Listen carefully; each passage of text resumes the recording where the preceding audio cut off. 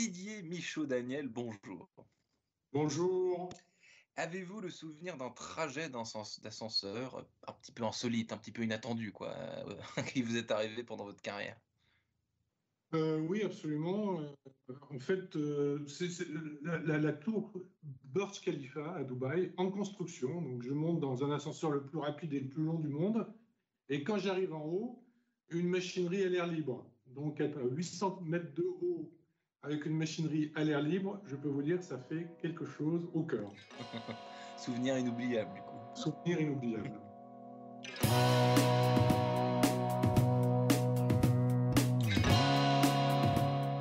Bonjour à tous et bienvenue au Talk Décideur du Figaro en visio aujourd'hui sur mon écran et sur le vôtre Didier Michaud-Daniel qui est DG de Bureau Veritas, le géant de l'inspection et de la certification des infrastructures qui a été fondé à Anvers en 1828 et qui emploie aujourd'hui 78 000 salariés dans je crois à peu près 140 pays. Donc Bureau Veritas historiquement c'est une société qui a été créée après des tempêtes qui se sont abattues sur l'Europe et qui avaient ravagé des navires. Donc aujourd'hui c'est la certification des bateaux surtout qui vous anime.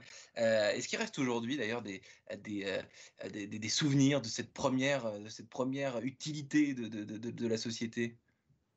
Bien sûr, hein, la partie marine, c'est comme ça qu'on l'appelle chez Bureau Veritas, c'est encore une partie, bien sûr, du chiffre d'affaires de l'entreprise. Bon, elle représente aujourd'hui à peu près 8% des revenus de l'entreprise. Donc, on voit qu'à partir de cette activité marine, on a bien développé l'entreprise. Mais pour nous, ça fait partie évidemment de nos gènes et on tient beaucoup à cette activité. Alors, ce qui fait partie de vos gènes aussi, je crois, c'est cette envie, cette promesse d'établir la vérité et l'exposer sans appréhension et sans favoritisme. C'est le créneau de départ. Est-ce que c'est toujours votre leitmotiv aujourd'hui? C'est le leitmotiv depuis toujours. Aujourd'hui, on le voit et on le sait, on voit une défiance en fait de la part à la fois des consommateurs, à la fois des différents organismes. Et nous, chez Bureau Veritas, nous sommes un acteur de confiance, un acteur indépendant, comme nous le sommes depuis 1828. Et donc, nous avons élargi notre gamme d'activités à l'inspection, à la certification et les tests de produits. Je peux Mhm. vous en donner plusieurs exemples. Par exemple, votre téléphone portable, il a peut-être eu 30 tests faits par Bureau Veritas quelque part dans un laboratoire en Asie. Si vous mangez bio, je vous y encourage d'ailleurs, on a certainement été dans une ferme vérifier que les produits, voilà, produits par la ferme sont complètement bio. Deux exemples Certifié. d'activités très diverses de Bureau Veritas. Certifier, attester les écueils que vous vous interdisez justement pour avoir cette confiance qui est là aussi un leitmotiv de votre métier. Les écueils que vous ne vous permettez pas, est-ce que vous ne faites pas, même si parfois ça pourrait être tentant ou alors possible. J'imagine que le cahier des charges est très très rigide et qui ne bouge pas non plus celui-ci. Alors, nous, on travaille par rapport à des référentiels ou par rapport à une réglementation ou par rapport à des décisions que peut avoir pris une entreprise pour s'assurer que les produits soient de qualité, de sécurité, d'hygiène et d'environnement. Et nous, notre métier en tant qu'indépendant, ben, c'est de s'assurer par rapport à ces référentiels Ouais. que l'entreprise, en fait, délivre au client final le produit en fonction de ce référentiel. C'est ça le métier de Bureau Veritas. Et encore une fois, appliqué soit dans le domaine de la certification, soit dans le domaine de tests qui peuvent être faits en laboratoire ou dans le domaine de l'inspection. Hmm. Alors vous connaissez très bien la Chine, Didier Michaud-Daniel, l'international d'ailleurs, puisque vous avez travaillé dans plusieurs pays. En matière de certification, d'inspection, et donc de votre cœur de métier, qu'est-ce qui change d'un pays à l'autre culturellement? Je vais vous citer un cliché qu'on a tendance à entendre depuis déjà fort longtemps, c'est que en Chine, pour les infrastructures, pour les immeubles, vous évoquiez tout à l'heure euh, cet immeuble de Dubaï, ça va plus vite en Chine. Est-ce que c'est vrai? Et si c'est vrai, pourquoi? Alors, incontestablement, ça va plus vite. Alors, en Chine, nous sommes 17 000 collaborateurs chez Bureau Veritas. Et en fait, le revenu le plus important de Bureau Veritas aujourd'hui se fait en Chine. Alors, on a différents métiers en Chine. On a par exemple des laboratoires, on en parlait tout à l'heure, qui teste tous les produits que vous pouvez imaginer, depuis votre téléphone portable jusqu'à votre chemise. Et puis, on a une activité, vous venez d'y faire référence, qui est une activité d'expertise sur notamment les infrastructures et tout le domaine énergétique. Alors, pour répondre à votre question, oui, ça va plus vite. Alors, vous imaginez qu'aujourd'hui, le taux d'urbanisation de la Chine, c'est 52%, quand nous, on est plutôt à 90-95%. Et du coup, il y a encore besoin d'accélérer, évidemment, la construction d'infrastructures et de pouvoir pourvoir en termes d'énergie cette population qui move des campagnes dans les villes. La vitesse, je me souviens d'avoir visité une ville qui est une ville de 500 000 habitants.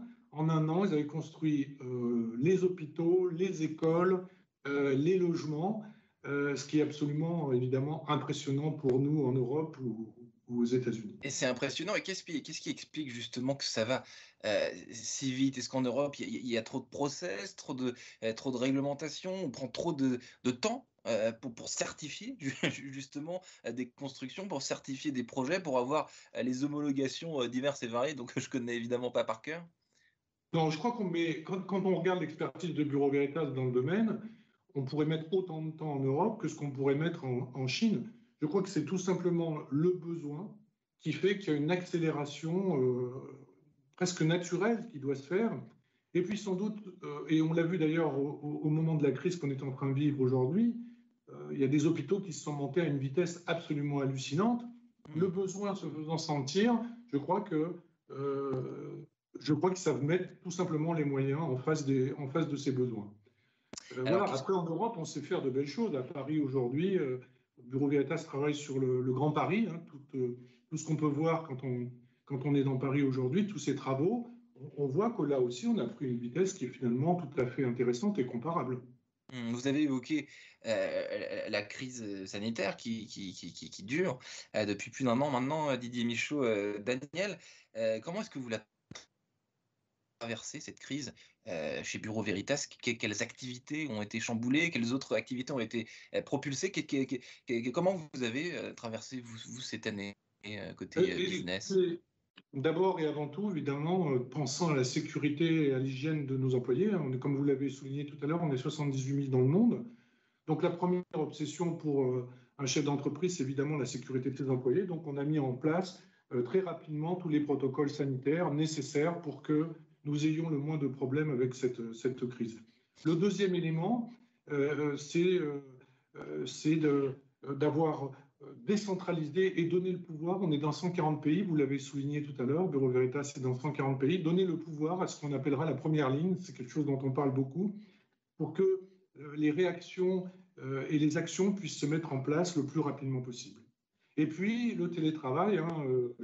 Aujourd'hui, on est en télétravail pour ce qui s'agit des services de support en France, mais on l'est, par exemple, en Angleterre, on l'est encore aux États-Unis, et il y a encore des pays très atteints par la crise, je pense au Brésil, au Mexique notamment, où la plupart des gens qui travaillent dans les bureaux sont en télétravail. Donc, on a mis en place, en fait, des protocoles sanitaires très stricts pour s'assurer, encore une fois, de la sécurité de nos employés.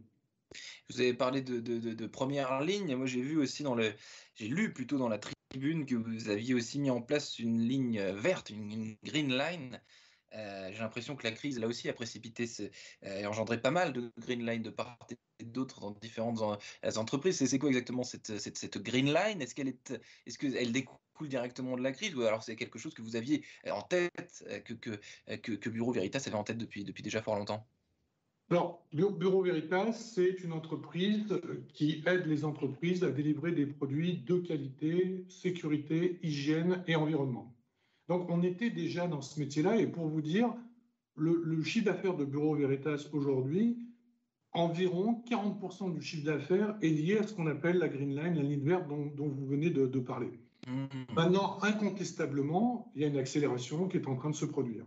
Donc, par exemple, on est très impliqué aujourd'hui dans les comités hydrogène, que ce soit en Chine, aux États-Unis, en Europe et en France, hein, pour définir en fait la réglementation qui va être liée à la production de l'hydrogène vert.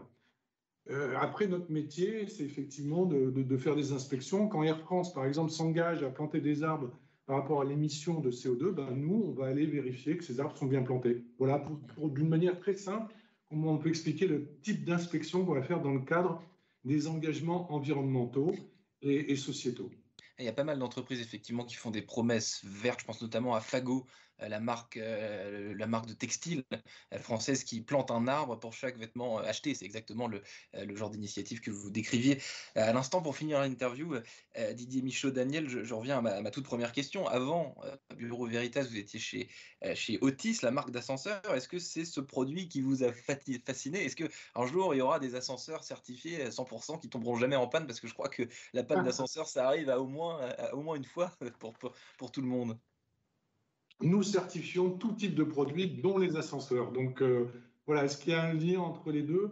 J'étais dans une entreprise de services qui était dans 140 pays, avec un nombre de personnes comparable à celui de Bureau Veritas. Je crois que c'est ça le lien qui peut se faire, mais au-delà de ça, encore une fois, Bureau Veritas certifie tout type de produit, un petit peu comme on a pu se le dire au début de cette interview. Y compris la plantaison des arbres pour Absolument. certaines sociétés qui s'y Absolument. engagent de façon verte. Merci infiniment Didier Michaud, Daniel, d'avoir répondu à mes questions pour le talk décideur du Figaro. Je vous souhaite une excellente fin de journée et peut-être à bientôt en vrai, ailleurs que devant un écran. Voilà.